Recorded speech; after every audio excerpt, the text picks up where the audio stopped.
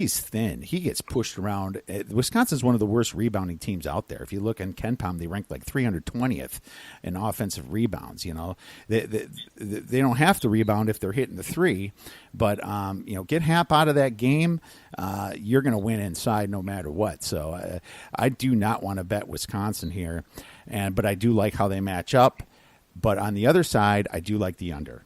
I absolutely do. And I'd like it down to about 116 points because, Wisconsin's defense should travel. I don't think their shooting is going to travel that well. I think Michigan's going to be motivated to beat this team. But definitely looking at Wisconsin under 119 points here. I think you'll probably get 120 or a little bit better, at least at some point. I don't know what the public will do, but usually these lines that have a really low total with, a place like KenPom, they usually come in a little higher than that because most people want to bet the over. They see that low of a number and they think, well, obviously they're going to score that many points. So I think that you'll probably get a better number than that. And I want to say before we move on to Ethan Happ is a ton of fun to watch. I mean, he is a tremendous player. I really like that. He's the old school big guy, not the, step out and shoot a three all the time. And not that I have anything wrong with a guy that can step out and shoot a three all the time. It's just fun to get to watch somebody like Ethan Happ, who's tremendous in the post, fundamental player.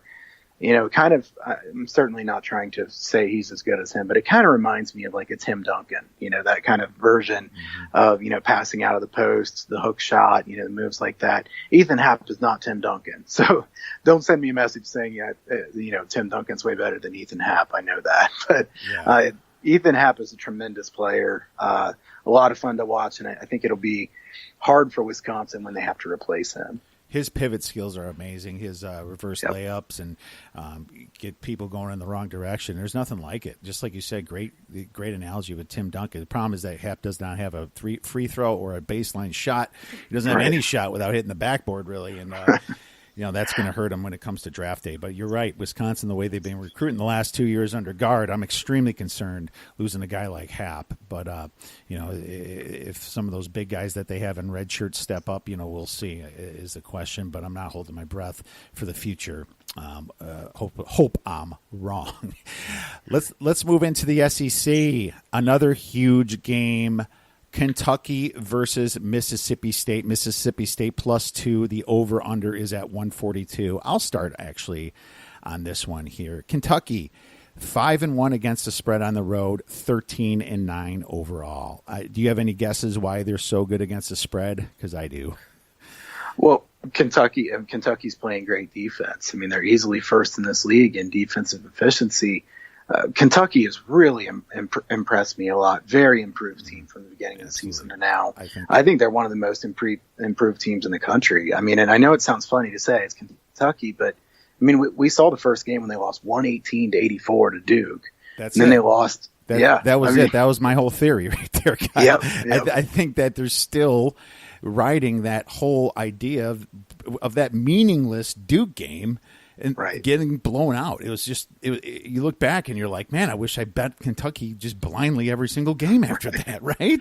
It makes so much sense in hindsight, and I tried to find Kentucky on a flat spot and I got burned.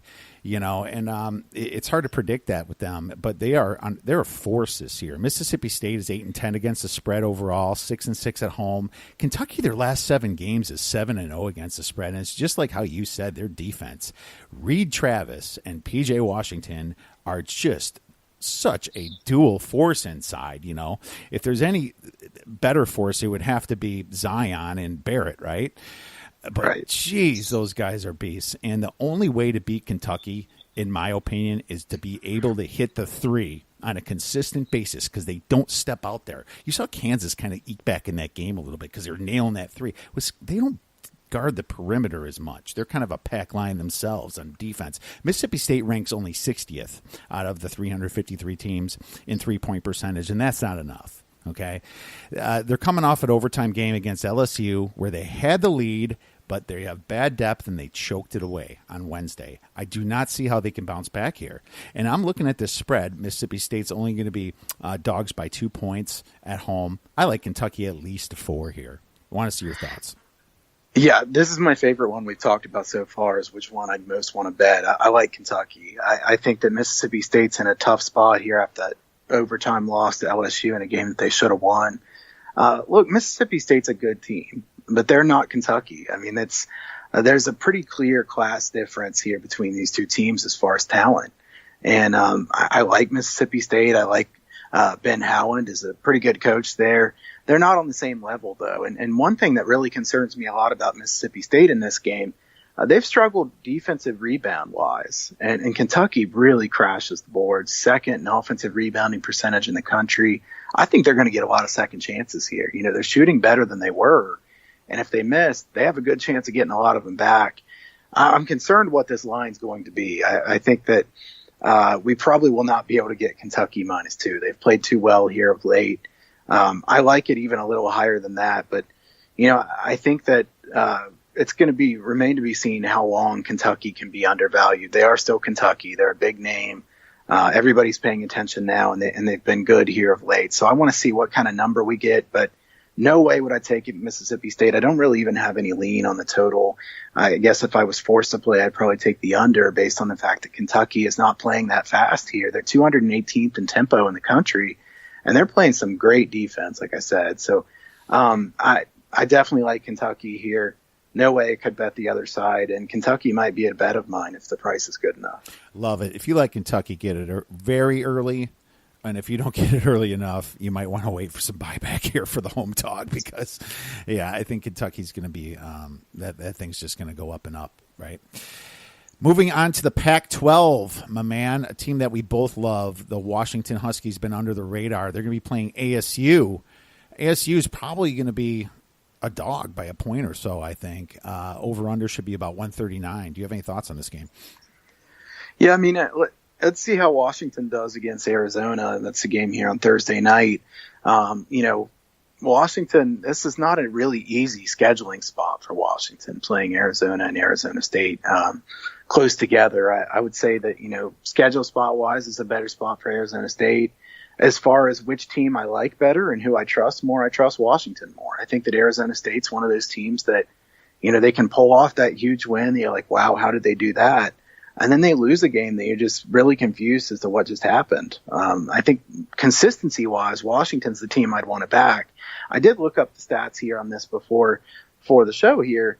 Arizona State's also worse against the zone than they are against man. And that concerns me quite a bit for Arizona State because this is going to be a really good zone defense here from Washington. So kind of depending on results right before this game, I would lean toward Washington, especially if they lose to Arizona. So let's see what happens in that game. But I would lean toward Washington because I trust them more. I'm not necessarily saying that, you know, I think they have a massive coaching advantage, but I do think I would pick Hopkins as far as the better coach here. And Washington's a team that, you know, when you play that good a defense, you're always in the game. And, you know, Arizona State, a team that I don't really trust that much. So my lean here would be Washington. Yeah, this game, and I brought this up because of Washington versus ASU, but to be honest with you, it's not one of my favorite games to bet, I don't think. I was really curious to hear your take on that, and I think we're kind of on the same page here. ASU 7-5 against the spread at home. Washington's a wonderful 5-1 against the spread on the road. The Huskies haven't even lost a Pac-12 game. You know, they're great. They've been flying under the radar. I think they're still a little bit under the radar, but it's all going to come down to how they play against Arizona. Arizona's getting a guy back. We're recording on Thursday here, and on Thursday night they both play. So, you know, the fact that they're both playing on Thursday night and they have to turn around and play on Saturday kind of makes me look at the under anyway.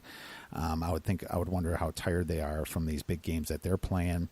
Of course, ASU's got the easier game against Washington State, but this game's going to really tell me. If Washington blows out Arizona, I'm really going to lean towards Arizona State on their second road game here. ASU is kind of good at finding those spots, so we'll see what happens, right? Let's move on to probably the biggest game of the week here. Duke versus Virginia. Virginia in a revenge spot. We saw that game. I was on Virginia, and I was thanking the gods they made that meaningless 2-point basket for me to cover that spread. Duke had a ton of free throws that game. Both teams didn't shoot great by any means. But, you know, if you look at Bartorvik, Ken Pom. They got Virginia by 5 or 6 points. I'm not so sure if I agree with that one. I'm going to let you go first. Well, I couldn't lay 5 or 6 points with Virginia here. I think, I would think Virginia wins more times than not in this spot, but I can't lay that many points with a team that plays that slowly against a Duke team that's obviously a tremendous team. I remember that first game pretty well. I remember that quote unquote meaningless last shot. And I remember watching that one, and my family was right there, and I was like, oh, right at the end. I didn't even have the game, but there's my son who's 5 years old wondering why it was so important. And he said, they still lost. And I'm like, I know. Of course. But it's funny to see other people's reaction as you're thinking this is a massive shot. But, Virginia, to me, the key in that first game was Duke got to the line 31 times. Duke got quite a few offensive rebounds in that game. They can't get 10 offensive rebounds again. They can't get to the line 31 times again. I don't think they will. They were only 18 of 31 from the line, but that was still 7 more points from the line than Virginia got. And hey, that was the difference in the game. I will say Jones is playing for Duke in this game. He didn't play in the first game. That's certainly a positive for Duke. To me, the only way I could play this game is the under. I sound like a broken record saying the only way I could play this game is the under on quite a few of these games. Well, that's why I picked it for you, Kyle. Right. Well, I'm kind of known as, I pick more unders than I do overs, but certainly I pick overs when I think there's value there. I think that, usually when you look at the end of the season, more times than not, the under is cashed a little bit more than the over just because the public likes the over so much. And I'll be honest, I don't love just sitting there and watching a bet on the under because you're rooting for just them to play slow and miss a bunch of shots. But I'm just trying to cash as many tickets as I can. I will say the first game was 63 possessions.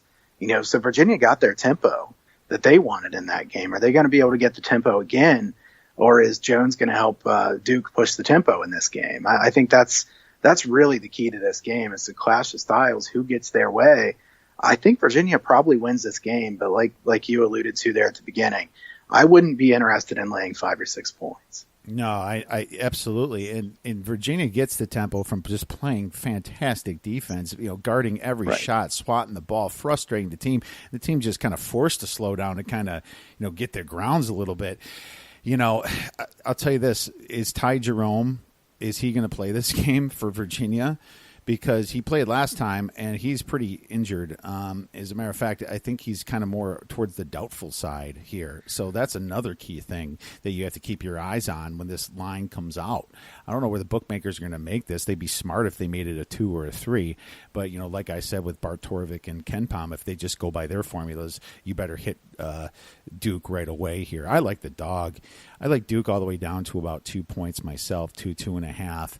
And then if it's lower than that, then I have to check the injury report and possibly not even make a play or bet right before the game. But this is game to watch.